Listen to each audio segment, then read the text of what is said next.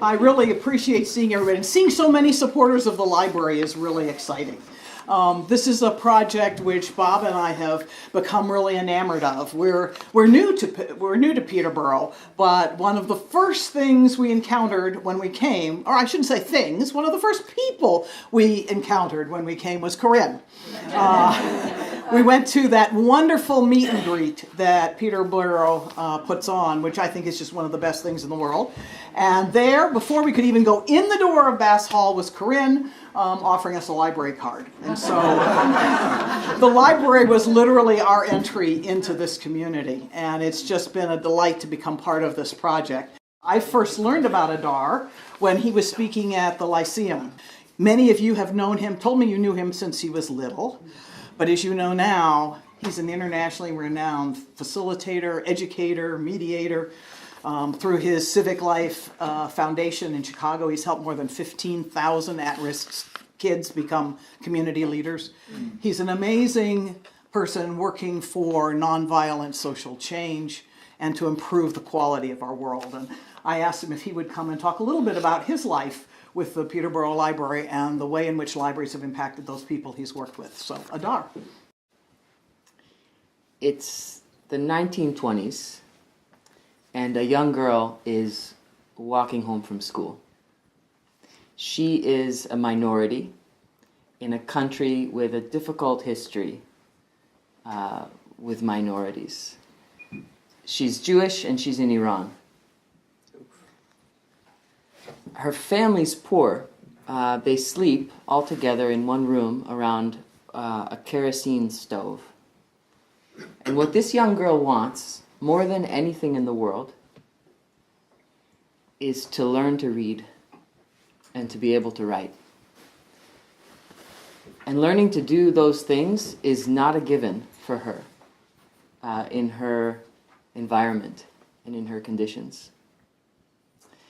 And this day, walking home from school, she discovers on the side of the road a small pencil. And her heart leaps at the sight of this pencil. And just as she's getting ready to pick it up, she also discovers that the crowd of kids who so frequently torment her has discovered her. And she would usually run, and sometimes does outrun them, but she can't today because of the pencil. So she stands on it. She covers it with her foot. And the group approaches, and they do what they do. And she manages somehow to endure that entire session of verbal and physical abuse without dislodging the pencil from beneath her foot. The whole time. The punching, the kicking, the names. Somehow she keeps it under her foot the whole time. And finally, when they're through, and the last one is out of sight, she looks down, she bends low, and she collects her treasure. I can imagine her that night, awake, writing, practicing her letters by whatever light that kerosene stove would give off, with her family asleep around her. For me, this story is about knowing, somehow, deep down, what we absolutely need, and doing whatever it takes to get it, and to protect it. The young girl in the story is my grandmother. And I take her story with her everywhere I go. And in my work around the world with governments and countries in conflict, corporations in transition, education and healthcare systems in crisis, everywhere I go, wherever I do my work, I demand that people answer the question, in what do we believe? What are we willing to risk for? What is the outcome, the achievement, the result that we care so much about, either for ourselves or for others, that we're willing to encounter great difficulties to accomplish it. These are difficult questions, and I've found in my work that when we really visit with them, if we really confront these questions, their answers, when we find them, make everything clear pretty quickly. The choices we make, the strategies we pursue, all of that will fall in place once we've answered this fundamental question. So I grew up in Peterborough, in the Elizabeth Room. And I'm very proud to have grown up here. And Peterborough has been with me everywhere I've gone. And after 20 years, I've returned with my family. And with a young daughter, some of you may have seen about, including in the Elizabeth Room. We're there all the time. And when Tori asked me to join you all this evening, I was very excited to be involved and to be included, because it feels like a deeply personal investment was made in my life by this town and by the library. Since I left town, I've spent a lot of time in libraries. None as special as Peterborough's. But I spent a lot of time in the Long Room at Trinity College at the University of Dublin. That's a library that houses the Book of Kells, an illuminated manuscript from the history of Christianity. And I've spent time in New York City's public libraries, Washington, D.C., and I've spent a lot of time in libraries in Chicago. And I'd like to tell you a little bit about some experiences I had in Chicago that I think shed some additional light on this question. What are we willing to risk for? In what do we really believe? So in Chicago, I have been involved in efforts to help young people, particularly young people from communities that have been historically marginalized, to achieve more in their futures than they thought was possible. And that too is something that's deeply personal to me, as the first in my family to go to college. And in working with a particular subset of young people in Chicago, youth who never turned up for high school, and frankly, who didn't really have anyone hunting them down for that either. They'd been participating in activities that earned them a livelihood and protected them, providing for themselves in the best way that they knew how, by applying some kind of street trade and belonging to a social unit in neighborhoods across the south and west sides of Chicago that many of us would commonly refer to as a gang. So this group of young people, most of whom had been arrested half a dozen times at least, had never turned up for high school, were living here and there, wouldn't call themselves homeless, but by the definition, experiencing homelessness. And always just a day away from being shot or shooting someone. In 2017, there was a shooting in Chicago at a rate of every other hour. That's not a gunshot in the air. That is a bullet entering someone's body. It's hard to imagine. Imagine if in your community, every other hour, someone was getting shot. So it's in that environment that I was involved in staging an intervention for young people that would, who were, for all intents and purposes, on a track that would wind them up in jail or prison or worse. We were asking the question: how can we change the outcomes for these young people? The justice system is kind of grinding them through over and over again, it's not achieving any kind of life-affirming outcomes for them. What else could we do? What else could we try? And so we designed a program that tried to meet these young people where they were, that would inspire them with a new vision of what could be possible for them. It helped them to answer the question, what is it in which I truly believe? And in doing that, they worked on their financial literacy. They secured their first part-time job that came with a standard-looking paycheck. They enrolled in a GED program. They got a mentor. They were matched with a mentor from their neighborhood, someone who looked like them, sounded like them, had experienced life alongside them. And that mentor was trained and supported. And we looked after that relationship.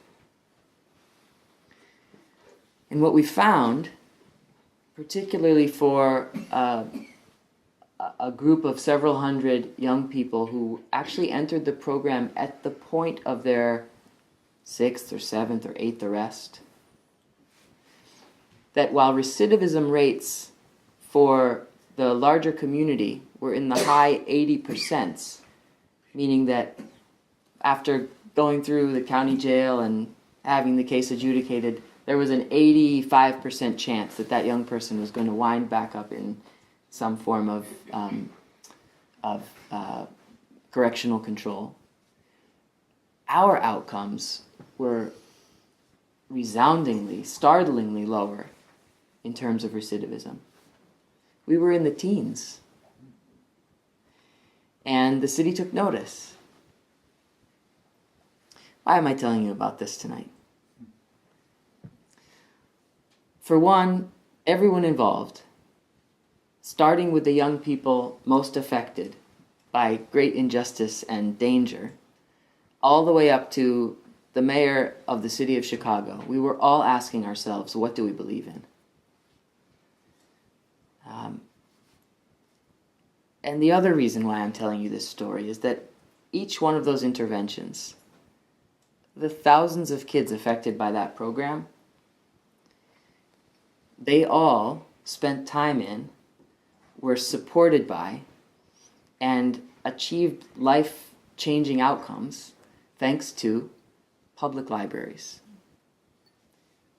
So the library system in the city of Chicago was a pivotal partner in this intervention. What is a library? It's a place to learn. It's a place to find and build community. It's a place to find and get what you need. And in Chicago, in this particular time, young people needed a safe place where they could go and sit and think about their future without wondering if their life was in immediate danger. It's a place where they could connect to the internet, find a job. It's a place where they could actually hold a book and consider ideas. Things that some of us might take for granted, but which were not a given for many young people I've known in Chicago. This is something that has a generational impact that's really difficult to measure. I'm one example of what can happen in a public library. The time I'm spending with my 4-year-old daughter is the next link in that chain. But in a global sense, and considering the scope of history, I want to applaud and show my gratitude for the commitment you're making to the idea and the reality of public libraries. So thanks very much for having me. Thank you, everyone, for being here, and thank you for your stories. That was very inspiring. I am a complete idealist. I became a public librarian because I really believe that public libraries can change lives, and it was just very inspiring, and you just re-energized me, so thank you. It's been a very exciting time to be the director of the Peterborough Library.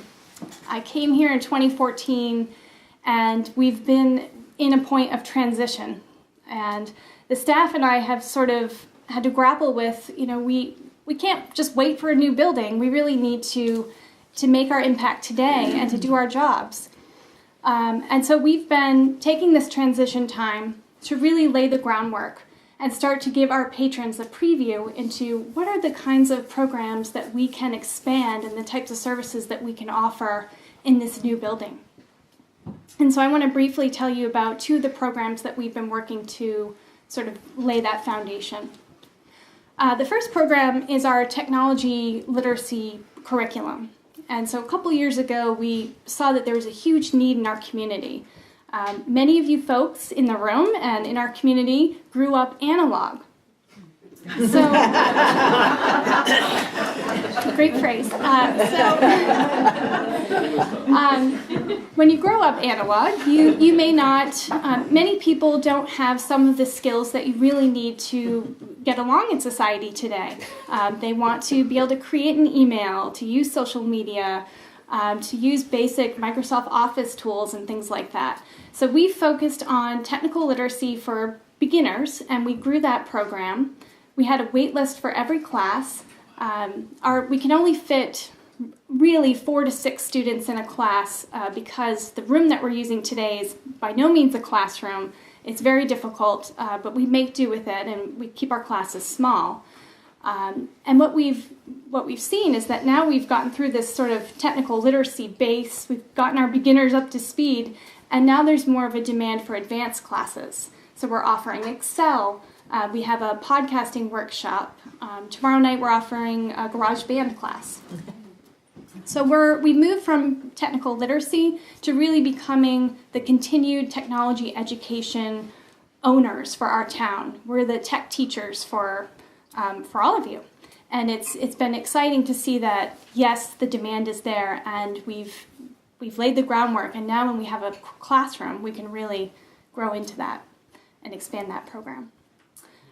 The other program I wanted to tell you about is our young adult program. So that is our teens and tweens. And teens and tweens, up until about 2015, we had no designated space for them in the library. Now, for all of you that have teenagers or have had them, you know that teens have special needs. They have a special way of communicating with each other. They have a special way of being in a space. And we have a special collection just for them. And we didn't have a space for them. And space is power. If you don't offer them a space, you're telling them that they're not really important. And so we decided, we can't wait. Let's carve out the smallest space we can find. So right at the end of our fiction run, literally the walls have rug on them, which is interesting. And it's all right. But we decorated and bought some wonderful furniture, and we made a little young adult space. And then from that, we were able to make that statement, you're important, we have programs and services for you, and we created a teen advisory group, or our TAG group. And the TAG group is really there to direct us. So we ask these students, what kinds of programs and services would you like to see? What would you attend? And a few weeks ago, they asked for a program that was about how do you have a healthy relationship? How do you establish boundaries when you're communicating? But let's face it, many of their relationships are through text, Snapchat, Instagram, social media, and there's a lot of challenges that go with that. So our young adult librarian found an expert. She partnered with the Monadnock Center for Violence and Prevention, and we created a program that was all about healthy relationships, and it was just for teens. We made that very clear.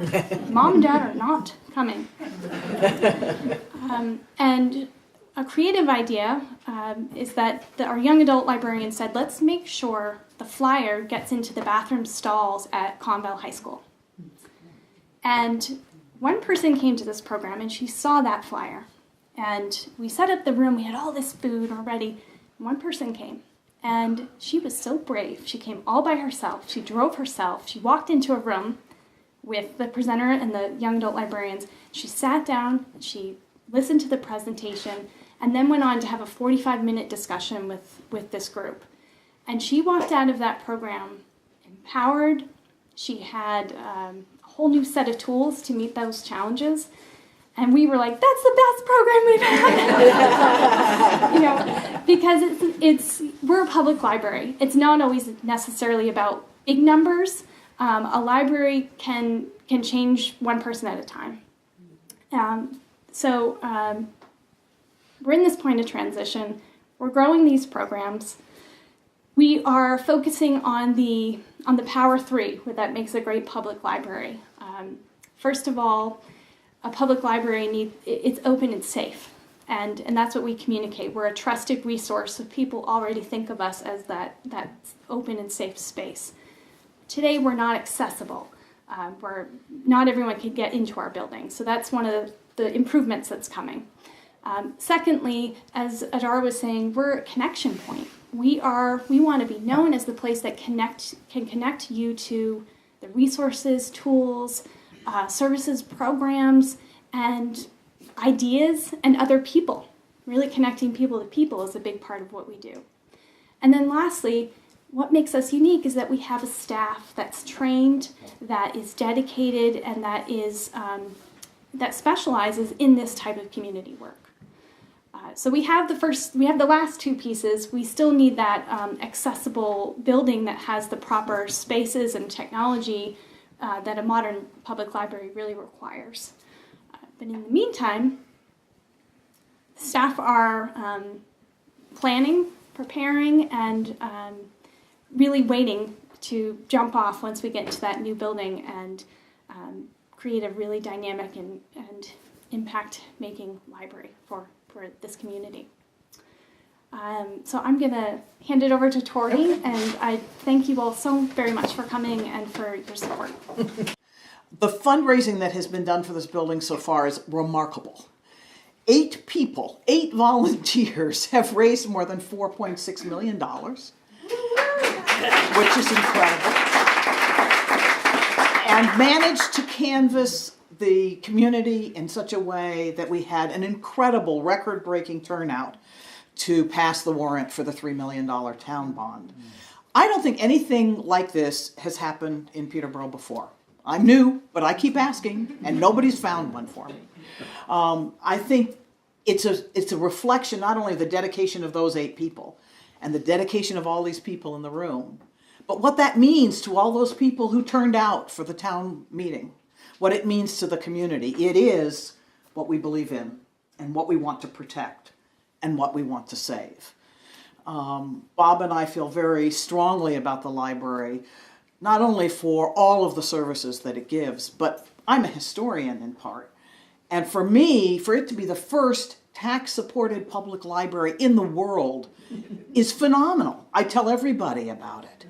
As you know, there were public libraries, right? Wealthy aristocrats who gathered books together and then charged for admission to come and get them out. So it was public to those who could pay.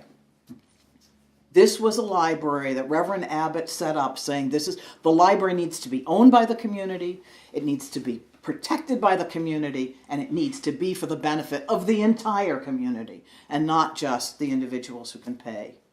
This new library, I think, is going to be remarkable. Not only will it have classrooms that more than 4 or 6 people can fit in, which will be great, but it'll have a large meeting space, flexible meeting space, where chairs can be present or not present. And finding meeting space in this town is not easy. That will be extremely valuable. The technology that it will help our children who don't have access to internet at home gain access that they find essential now for their schoolwork. Not only for their social relationships, but also for their intellectual growth. It's hard for me to imagine that intellectual growth comes from a screen, but I understand that it does. And I'm also amazed that this will be what we think is probably the first carbon-neutral public library in the country. With an adduction heat center that is just revolutionary. People will be studying it with solar panels. So it will not only be a place where people can come to investigate the world of ideas, but it'll also be a place that demonstrates forward-looking ideas and demonstrates how we will survive and our planet will survive into the future. So to me, it's a very important project. And We've called you together tonight for 3 reasons. First of all, to really say thank you.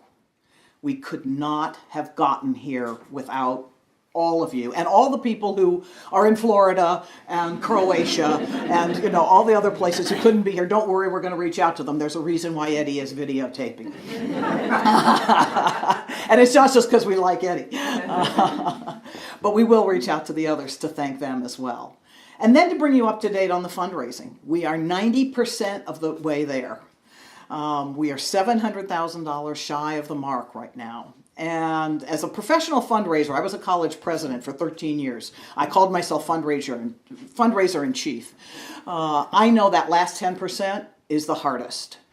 And we are beginning to face some deadlines now when some of the grants that we have will expire at the end of this calendar year by December 31st if we're not able to start construction.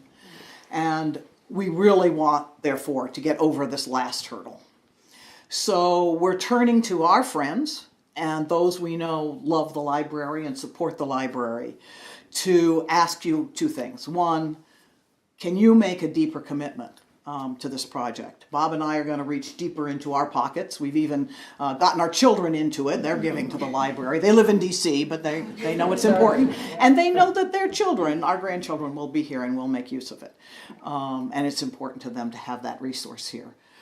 Can you make a deeper commitment that will help us get over this last hurdle? It isn't much. It sounds like a lot, but it isn't. In the scheme of things, it's not a lot, and we just need to get there so we can sign the construction documents. And the second thing we're going to ask is, who else should we be talking to? Do you know other individuals who love the library, who support it, who understand it's something worth fighting for, with whom we should speak? If so, we would love for you to give us their names, introduce us to them. We won't rat you out if you don't want to be ratted out. Please, feel free to let us know if you have ideas for individuals we should approach. This is a really important project. We need you, and we need you now in order to continue this library and keep it strong so that it's supported by the people, protected by the people, and for the benefit of all of the people of Peterborough and the surrounding region. I know the answer, but I think it's always useful to hear it again. How, if this doesn't get done, the $3 million that the town is committed for would probably be spent anyway on deferred maintenance and... Well, more than that. Actually, one of the things that I've learned about the project is that simply to make the existing building whole, which is really, putting Band-Aids on a hemorrhage, that alone would cost as much as the new renovation. In other words, this is a building that essentially we're better off demolishing, not the 1890s section, but the 1950s and 1970s section. It's actually more cost efficient and will produce a much better product. So you have the same amount of money. Yeah, do you want to put a Band-Aid on a hemorrhage, or would you like to actually get, I can't follow that metaphor, I don't know, a whole new arm, I don't know. When you walk into a metaphor like that, sometimes you just can't get out. Yeah, Andrew. Could you share some of the pending deadlines? Some of the pending deadlines? They are December 31st of this year. For grants that are supporting the heating and the non-carbon based heating system, as well as there's another one. The grant you're referring to is the largest one. It's a grant from the Public Utilities Commission. We have received, I want to say that they usually give out the maximum of $200,000, and we've received $300,000 from them because of the innovative system. They want to see it happen, but it expires December 31st. We also have a Moose Plate grant, same things. Some of the state grants that are dependent on starting construction. Right. And of course, costs don't tend to go down. Right. So it'd be nice to get going. Yeah, Bob. What is the source of fuel for the non-carbon generating heating system? I mean, is that pellets or? It is biomass, yeah. Okay. It is biomass. And it's what's called an adduction system. And I will invite you to visit your local library and learn more about that, Bob. Yes, Sue. I assume that we've contacted the Monadnock Community Foundation for their help. Sue? Charitable Foundation. The Mad Not Charitable Foundation? Oh, Audrey, I'm sorry. Yes, good, thank you. Thank you. I have a feeling that they've been busy, but that's a good idea, certainly, to follow up, Sue. Well, I want to thank you. You're doing remarkable work, and it's fun to be in a room with other people who value what we value.